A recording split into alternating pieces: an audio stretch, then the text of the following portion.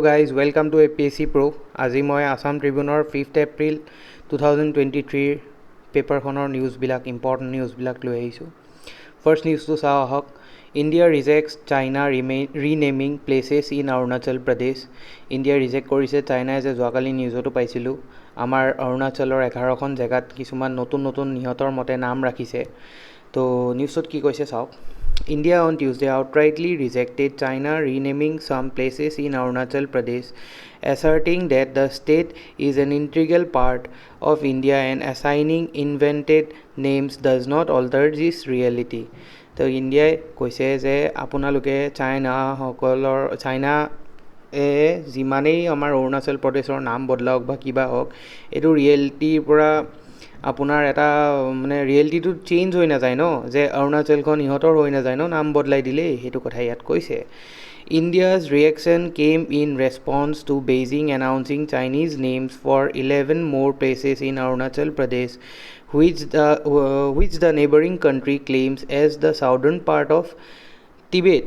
তো চাইনাটো জানেই টিবেটৰ সাউদাৰ্ণ পাৰ্ট বুলি অৰুণাচল প্ৰদেশক কনচিডাৰ কৰি থাকে। তো মিনিষ্ট্ৰী অফ এক্সটাৰ্নেল এফেয়াৰ্ছ স্পোক্সপাৰ্চন আপোনাৰ Arindam বাগিচি said India outrightly rejected China's renaming of the places in Arunachal Pradesh. তো আউটৰাইটলি চাইনাক মনা কৰি দিছে যে তহঁতি এনেকৈ নাম দি থাকিলে একো নহ'ব, অৰুণাচল আমাৰ হয় আমাৰেই থাকিব।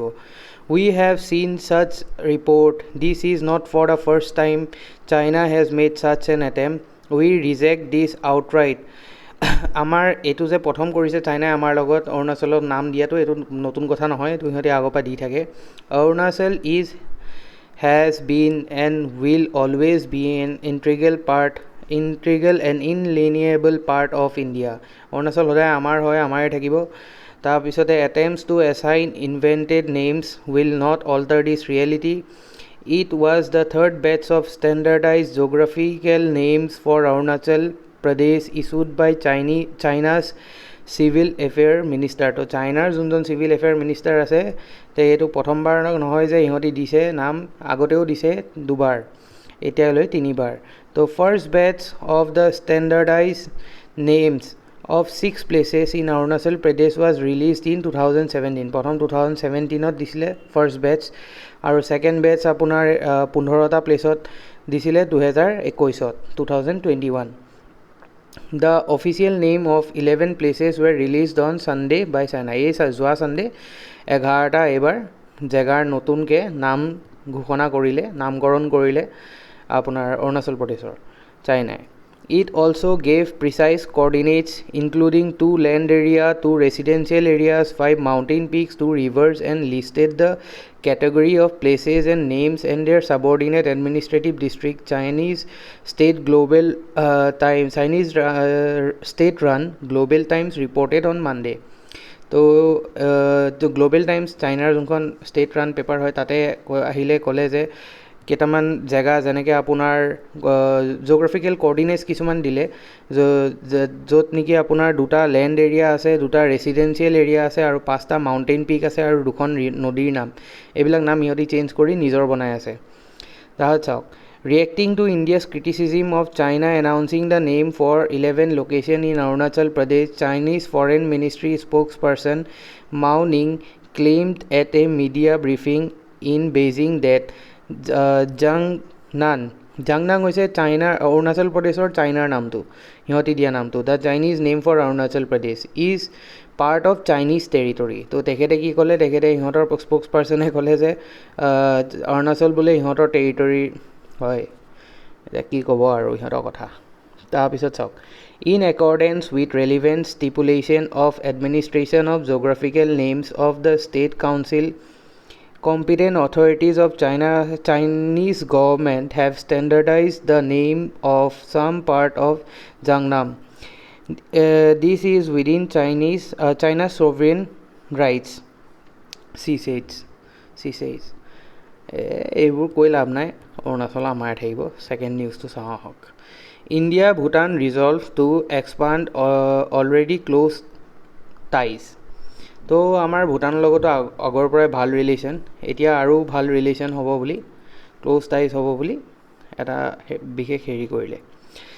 মানে এতিয়া ভূটানৰ যোনজন ৰজা তেখেত ইণ্ডিয়া দুদিনৰ ভিজিটৰ কাৰণে আহিছে তেখেতৰ নাম হৈছে জিগমে খেছাৰ নামগিয়াল ৱাংচুক তো নিউজটো চাওঁ কি কৈছে চাওক against the backdrop of renewed focus on the Doklam issue, Prime Minister Narendra Modi and Bhutanese King Jigme Khesar Namgyal Wangchuk on Tuesday sketched a 5-point board roadmap to expand the time-tested relations.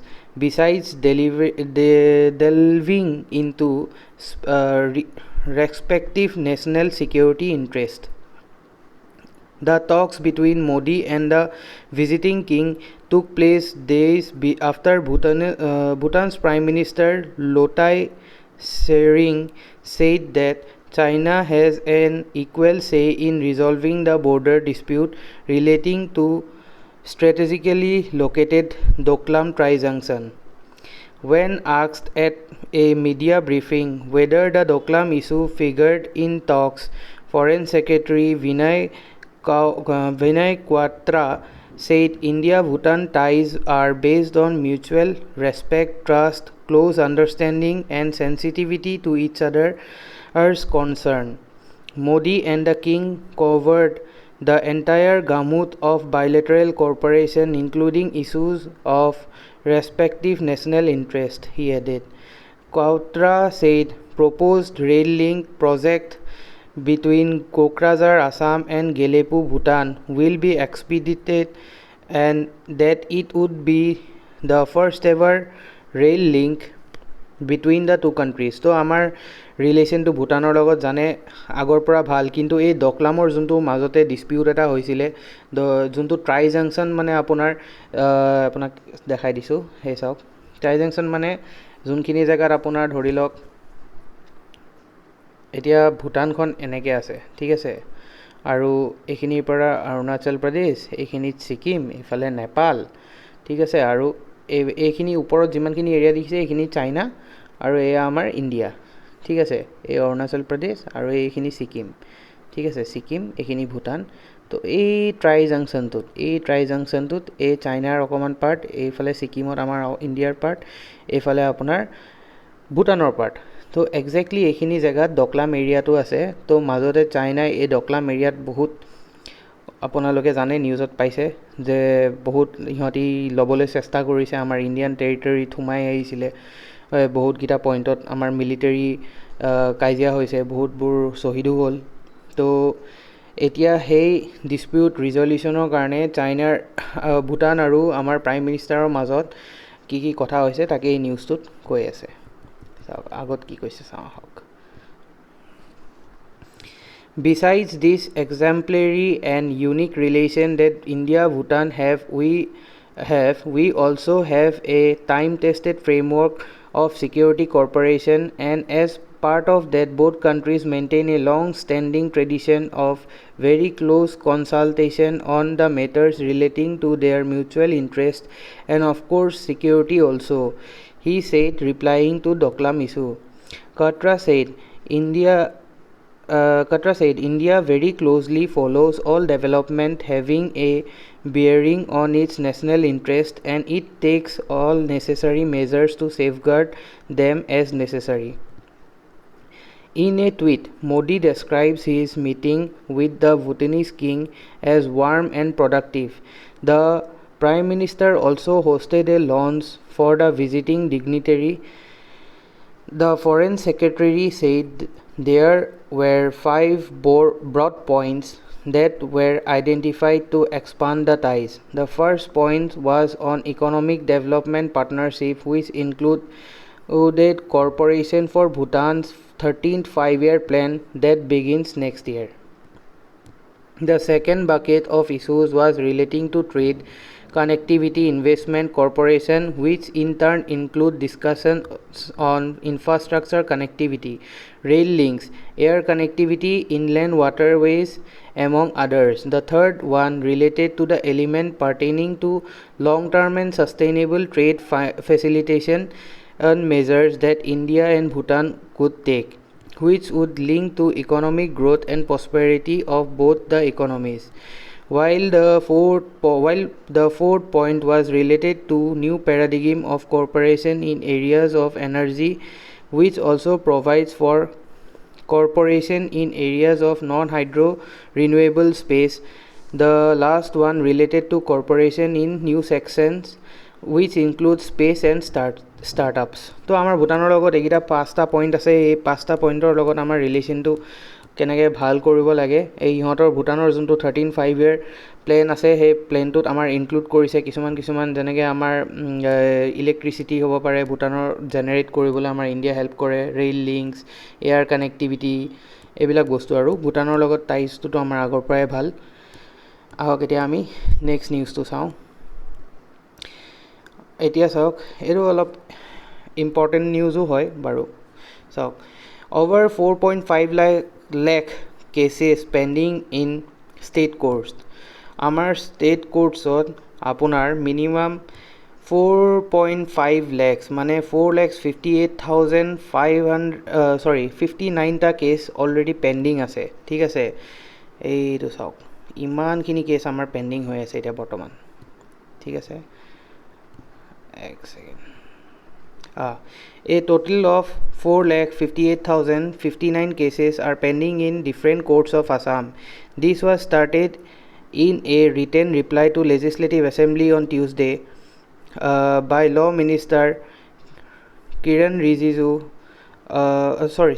By Law Minister Ranjit Kumar Das, in response to a question by BJP legislator Sakradhar Gogoi. He added that the government has taken steps for reducing the pendency of cases. In a cabinet meeting held on 11th September 2022, the government of Assam has decided to go for withdrawal of cases invoking Section 321 of the CRPC 1973, where punishment is up to 3 years or fine or both under the Indian Penal Code or any other special act regulation registered up to 14 in August 2022, except for the cases registered under molestation, sexual assault, POCSO Act, corruption, embezzlement of public funds, NDPS Act, Arms Act, Explosive Substance Act, case registered under Section 498A of IPC, other cases related to dowry, 304A IPC, vehicle theft case, US 379 IPC, offense relating to coins and government stamp currencies, Unlawful Activities Prevention Act, UAPA, organized crimes like cattle smuggling, supari smuggling, coal smuggling, তাৰপিছতে oil theft et cetera cases against MPs and MLAs। তাৰপিছত চাওক, he added it is estimated that though this action around 1 lakh criminal cases will be disposed of, which will reduce the number of pendency of cases in court, which will in turn facilitate the court to devote time for serious offenses and other cases. Further, Assam State Legislative Authority has emphasized maximizing the number of disposal in both pre-litigation and pending cases through Lok Adalats under aegis of the Patron-in-Chief, Chief Justice and Executive Chairman of ASLSA। ঠিক আছে, ইয়াতে কৈছে যে আপোনাৰ লোক আদালতৰ জৰিয়তে বা এনেকৈ যেনেকৈ নহওক প্ৰি লিটিগেশ্যন কৰি পেলাই প্ৰি-লিটিগেশ্যন আৰু পেণ্ডিং কেছেছ যিমানখিনি আছে সেইখিনি যাতে ফাষ্ট ট্ৰেক কৰি পেলাই মানে জল্দি শেষ কৰিব লাগে, কাৰণ পেণ্ডিং কেছ বহুত বাঢ়ি গৈছে আমাৰ, যাৰ কাৰণে কোৰ্টত আমাৰ অভাৰ বাৰ্ডেন হৈ গৈছে জাজবিলাকৰ। এতিয়া চাওঁ আহক নেক্সট নিউজটো। PM calls for integrated response to disasters. Prime Minister Narendra Modi today underlined the need for an integral response to disasters, saying disaster in one region can have a big impact on a completely different region in a closely connected world. ঠিক আছে, in his video address at the 5th International Conference on Disaster Resilient Infrastructure 2023, he noted that 40 countries have become part of of Coalition for Disaster Resilient Infrastructure in few years. Bangladesh Prime Minister Sheikh Hasina also delivered a video message.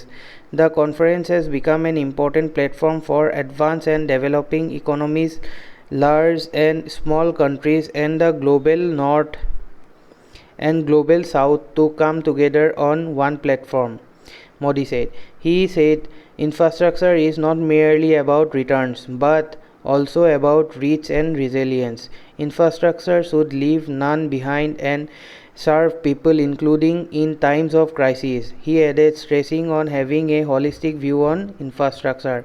Social and digital infrastructure is as important as transport infrastructure, he said. Resilient and inclusive infrastructure is the theme of this year's conference.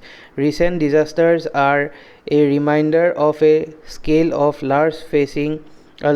scale of challenges facing the world, Modi said, while noting the incidence of heat wave which had hit India and Europe, cyclones, and also recent earthquakes in Turkey and Syria. The CDRI arose from a global vision that in a closely connected world, the impact of disaster will not just be local, he said. It is encouraging that apart from governments, global institutions, private sector and dominion experts are also involved in it. Along with quick relief, the Prime Minister emphasized the need to focus on early restoration of normalcy during disasters. Resilience is built in the time between one disaster and another. Studying past disasters and learning lessons from them is the way, underlining the intelligent use of local knowledge for building infrastructure that can withstand disasters. He said modern technology with local insights can be great for resilience. Further, if documented well, local knowledge may become global best practice, he added. Nothing the inclusive intent of some of the CDRI initiatives, he mentioned an infrastructure for resilient in island states, benefiting many island nations. The $50 million Infrastructure Resilience Accelerator Fund has generated immense interest among developing nations. The commitment of financial resources is key to the success of initiatives, he said. Modi asserted that India is bringing the world together this year through its ongoing G20 presidency, said CDRI has been included in many working groups of elite body and the solution you explore here will receive attention at the highest level of global policy making. ঠিক আছে, তো কৈছে যে collision for disaster ৰিজিলিয়েণ্ট ইনফ্ৰাষ্ট্ৰাকচাৰটো আমাৰ develop কৰিবলৈ 40খন কাণ্ট্ৰিজে member বনিছে, ঠিক আছে। আৰু তাৰে কাৰণে কি হৈছে এতিয়া সেই বস্তুটোৰ আণ্ডাৰত আপোনাৰ নতুন নতুন পলিচিজ ডিজাষ্টাৰক লৈ পেলাই ওলাইছে। তাতে আপোনাৰ কৈছে যে লোকেল নলেজটো থাকিলে ভাল হয় আৰু লোকেল মানুহৰ হিচাপত যদি ইনফ্ৰাষ্ট্ৰাকচাৰটো ডেভেলপ হয় তেতিয়াহ'লে ভাল হয়। কিছুমান লোকেল নিয়ম থাকে নহয় কিছুমান ডিজাষ্টাৰৰ পৰা বাচাৰ কাৰণে, যেনেকৈ আমাৰ চাব মিচিংবিলাকে চাংঘৰত থাকে, তো এইবোৰ কাষ্টম বস্তু মানে সিহঁতৰ কাষ্টম হয়, ট্ৰেডিশ্যন হয়, কিন্তু সিহঁতি জানে যে এই কেনেকৈ পানীৰ পৰা ফ্লাডৰ পৰা বাচিব লাগে। তো সেনেকুৱা কিছুমান বহুত আইডিয়াজ ওলাই পৰে লোকেলি যদি আমি নলেজটো চেক কৰিব যাওঁ। তো আমাৰ প্ৰাইম মিনিষ্টাৰে কৈছে যে সেইবিলাক বস্তুৰ পৰা জ্ঞান ল'ব দিছে। আৰু ইয়াতে এটা বঢ়িয়া কথা কৈছে যে চাওক, further if documented well local knowledge May became global best practice. এতিয়া আমাৰ লোকেলি যদি কিবা এটা প্ৰেক্টিছ আছে ডিজাষ্টাৰৰ পৰা বাচিবৰ কাৰণে আৰু সেই আইডিয়াটো যদি গোটেই পৃথিৱীয়ে গম পায় আৰু চবে একচেপ্ট কৰি লয়, তো চবে যদি সেইটোৰ পৰা বাচিব পাৰে বা চবৰ কাৰণে ফাইদা হয়, তো কিমান সেই বস্তুটোৰ নাম হ'ব, হয়নে নহয়? সেইটোৱে কথা কৈছে। এতিয়া চাওক আমি ছেকেণ্ড নিউজ পিছৰটো চাওঁ। Aruni Kashyap's translation of Thongchi's work shortlisted. So, a collection of short stories translated by Aruni Kashyap from Assamese language titled El Bah Fulor Gundho, The Smell of Bamboo Blossoms, written by renowned author Yesi Dorji Thongsi, has been shortlisted by Armory Square Prize for South Asian Literature in Translation. I am thrilled to share the news. I hope this will start a global conversation about Thongsi's work and encourage other translators and scholars to familiarize themselves with powerful tradition of short fiction in Assamese language.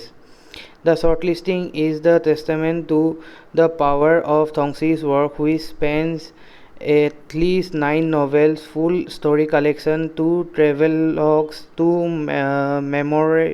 memoirs, and 6 works translated to and from Assamese and English. তো এখন এই কিতাপ এখন translate কৰিছে আপোনাৰ য়াচি দৰ্জীয়ে, নামটো হৈছে বা ফুলৰ গোন্ধ। ঠিক আছে, য়াচি দৰ্জীৰ কিতাপ হয় এইখন, আপোনাৰ থংচিয়ে ট্ৰান্সলেট কৰিছে, তাৰে কাৰণে তেখেতক south Asian literature in translation আপোনাৰ আৰ্মৰী স্কুৱেৰ প্ৰাইজ দিবৰ কাৰণে শ্বৰ্টলিষ্ট কৰিছে। ইয়াতে সেইখিনি কথাই লিখা আছে। ঠিক আছে, চাওক, য়াচি থংচি, এ ৰাইটাৰ ফৰ অৰুণাচল প্ৰদেশ চেৰডুকপেন ট্ৰাইবৰ হয় তেখেত, has won numerous literary award in South Asia, including the prestigious Sahitya Academy Awardও পাইছে তেখেতে। ঠিক আছে, এখেত অৰুণাচলী হয় কিন্তু সাহিত্য একাডেমি এৱাৰ্ডো পাইছে। তাৰপিছতে he was also' offered India's 4th highest civilian award, পদ্মশ্ৰীও পাইছে। Aruni Kashyap and associate professor of English, তেখেত ইংলিছৰ প্ৰফেচাৰ হয়, University of Georgia, describe Yeshe Dorje's work as astonishing and brilliant. তো তেখেত আপোনাৰ জৰ্জিয়া ইউনিভাৰ্চিটিৰ প্ৰফেচাৰ, এছ'চিয়েট প্ৰফেচাৰ হয় ইংলিছৰ। Praising his fictional universe and tradition of short fiction in Assamese language. তো আমাৰ অসমীয়া লেংগুৱেজত আপোনাৰ য়েচি দৰ্জীয়ে যিখিনি কিতাপ লিখিছে, সেই তেখেতে কৈছে যে সেইখিনিকে মানে বহুত বঢ়িয়া লিখিছে, মানে আপোনাৰ তেখেতৰ কামটো বিৰাট ভাল হৈছে, মানে প্ৰেইজ কৰিছে তেখেতক। পিছত Armory Square Prize of South Asia literature in translation which recognizes outstanding translation of South Asian literature has shortlisted Kashyap's translation alongside works by a talented group of translators including Musharraf Ali Faruqui, তাৰপিছতে বৈভৱ শৰ্মা, থিলা ভাৰ্গিছি, নন্দিনী কৃষাণ, তাৰপিছতে আকছৱাজ আৱাস্থি, তাৰপিছতে Nandini Krishnan and Javeda Habib. Aruni, who holds the position of Director of Creative Writing Program at University of Georgia, hopes that the recognition of Thongsi's work would encourage more scholars and translators to familiarize themselves with rich literary tradition of the Assamese language. The Square Prize, which includes Jason Grunebom, Daisy Rockwell, তাহাত অৰুণাভা সিনহা, এটন হুৰ, পিয়া Sahani and Jeffrey Zuckerman, has shown the importance of Thongsi's work and the need for greater recognition understanding of South Asian literature in translation. The winner of Armory Prize Literature for South Asian Literature Translation will be announced next week, and shortlisted work are sure to spark important conversation about the power of literature to bridge cultural divides and promote greater understanding empathy. পিছৰ নিউজটো চাওঁ। Center must honor framework agreement. The government of India must honor its words in the framework agreement and resolve the Indo-Naga political impasses accordingly. A joint statement issued by Naga Hoho, Naga Mothers Association, Naga Student Federation, Naga People's Movement for Human Rights stated. They said a political dialogue following the ceasefire agreement in 1997 is in place, and a framework agreement was signed in 2015 by representatives of Government of India and the Naga people as the basis to work out the political agreement to resolve the armed confrontation. Although a decade shy of 2 years nearly passed, yet the political resoluteness and honorable approach and guarantee of the part of the government of India remains dangerous doubt. মানে ইমান দিন হৈ গ'ল ফ্ৰেমৱৰ্কৰ ওপৰত এতিয়ালৈকে একো কাম কৰা নাই ইণ্ডিয়ান গভৰ্ণমেণ্টে, তাকে কৈছে ইয়াতে। It added our part Nagas have agreed and committed to an enduring inclusive new relationship of peaceful coexistence of the two entities, Nagas and the Indians, stating that the government of India must stop its militarization and military operations, and four organizations said Indo-Naga political conflict cannot be solved militarily but be resolved politically, as admitted by no less than 3 Indian Army generals and others. They said former UN Secretary General Boutros Ghali, while still holding office, had officially acknowledged untold sufferings of Nagas by observing that there is a human rights situation in Nagaland. Left with no option but to defend our political and social, religious and economic rights, we have to restore to comfort and resist the occupational military force of India and Burma. This war has ever since continued in the midst of 2 ceasefires, the statement added. It said Nagas are peace-loving and most humane people with great respect of peaceful coexistence. We courageously defend our dignity as we respect and uphold the dignity of all people exhibit by our great hospitality. It also implored an international community to humanly intervene in human rights violation in Naga countries, recognize the Nagas' legitimate political, social, economic, religious right as enshrined in United Nations Declaration on Rights of Indigenous People. তো বুজি পাইছে আমাৰ আস্ফাৰ কথা কৈছে, আৰু বহুত বেছি ইহঁতৰ ইনহিউমেন এণ্ড তাৰিকাত মানে বহুত ছাফাৰিংছ হৈছে আপোনাৰ, যোনবিলাক আনটোল্ড ছাফাৰিংছ এনেকুৱা হৈয়ে আপোনাৰ আগৰ পৰা হৈ চলি আছে। তো বহুত পুৰণা কথা, আমাৰ ইণ্ডিয়ান চৰকাৰে গুৰুত্ব দিব লাগে একচুৱেলি এইবিলাক বস্তুৰ ওপৰত। এতিয়া চাওক আমি নেক্সট বস্তুটো চাওঁ। Forest ministry urge to pressurise Assam to supply rhino census information. RTI cum environment activist Rohit Chaudhary has urged the Union Home Minister of Environment and Forest Climate Change to mount pressure on Assam administration to ensure a prompt reply from the state's wildlife warden on the issue of 14th rhino population estimation conducted in Kaziranga National Park in 2022, in which a lot of irregularities allegedly occurred. Chaudhary has been urging the Ministry of Environment and Forest to institute an inquiry to Kaziranga National Park's 14 rhino census, alleging serious anomalies in the counting exercise. তো কিবা কাউণ্টিঙত ভুল হৈছে চাগে, most probably কাজিৰঙাত আপোনাৰ গড়ৰ census ওলাওঁতে কিবা উল্টা পুল্টা এটা হৈছে। He has also been alleging that neither the Kaziranga National Park authorities nor Assam Forest Department has been responding positively to his request for the details of 14 rhino census conducted in the national park. Even an RTI reply finally obtained that state public information officer of the Eastern Assam Wildlife Division revealed a lot of anomalies in the entire exercise. In fact, in face of the appeals made by Chaudhary, the minister said that it was not in receipt of any information from the Assam Forest Department on the said rhino census. The CPIO, Central Public Information Officer of Ministry, told the environment activist on March 23 this year that no factual report was furnished by CWLW Assam to the Ministry of Forest, Environment and Forest, Climate Change, Wildlife Wing in response to later communication. Chaudhary on 27th of this year January 27th of this year, had lodged a complaint with the ministry stating the Kaziranga has 14 national park, which was carried out between 25 to 28 March 2022, had its actual rhino counting done by the enumerators on March 26 and 27, 2022, while a sample survey was conducted on March 28 last year.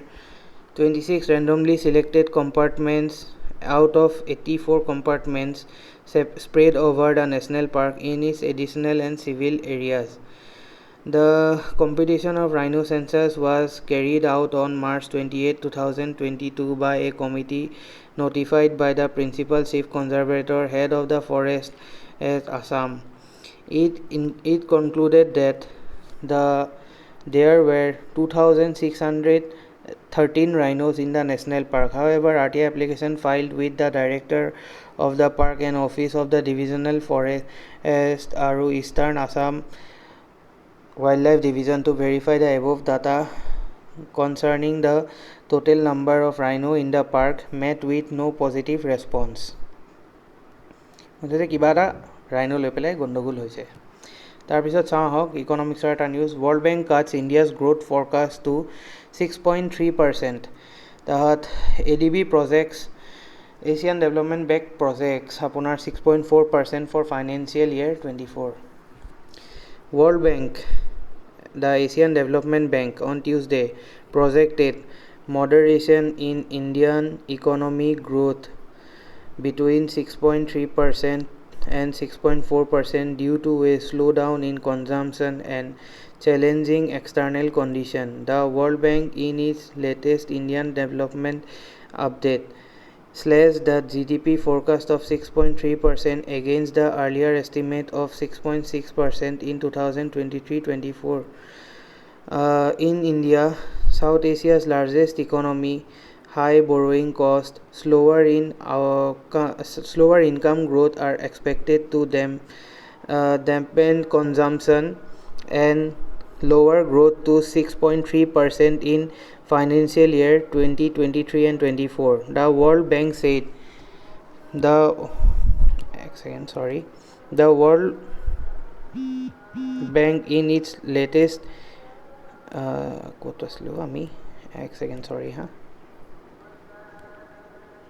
The World Bank said in its report for South Asia released on Tuesday ahead of annual spring meeting of the International Monetary Fund and the World Bank, growth is likely to be constrained by slower consumption growth and challenging external conditions, it said, adding that the government consumption is projected to grow at a slower pace due to withdrawal of pandemic-related fiscal support measures. Multilateral funding agency Asian Development Bank said India's economic growth is expected to moderate to 6.4% in current financial year due to tight monetary conditions and elevated oil prices as compared to 6.8% expansion for financial year ended March 2023. The projections are part of the latest edition of ADB's flagship economic publication Asian Development Outlook, April 2023. ADB, however, made a slightly optimistic projection of 6.7% of financial year 2024 to 25 ending March 2025, driven by private consumption and private investment on the back of the government policies to improve transport infrastructure, logistics, and the business ecosystem. Echoing similar views, the World Bank report said India is one of the fastest growing economies in the world despite significant challenges remaining in the global environment. The Indian economy continues to show strong resilience to external shocks. Notwithstanding external pressure, India's service exports have continued to increase and current account deficit narrowing.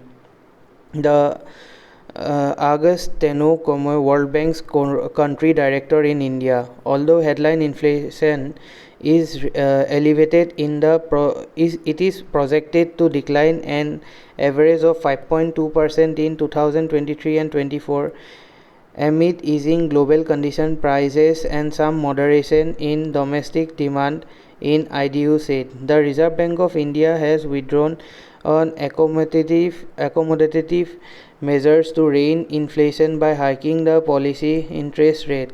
India's financial sector also remains strong, buoyed by improvements in assets qualities and robust private sector credit growth. Rupee likely to strengthen towards 79 by the end of financial year 24, says UBS Securities. Narrowing current account deficit will help the rupee strengthen against the dollar and appreciate around 79 by second half of the current fiscal, says a foreign broker report. The rupee is likely to strengthen toward 79 by financial year 24 from an average to 82 US dollar in financial year 2023. Tanvi Gupta Jain, the chief of Indian economist at UBS Securities, said in a note. Even as the rupee is likely to be volatile in the near term as global financial stability risks remain elevated, she expects the local unit to gain towards 79 against the greenback by the year end financial year 24 on narrowing current account deficit and weaker dollar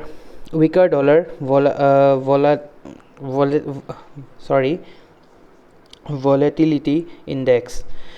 CAD narrowed to 2.2% of GDP or US dollar 18.2 billion in the third quarter, and the Swiss broker UBS Securities sees it further improving to 1.2% of GDP in current fiscal from an estimated 2% in just concluded fiscal.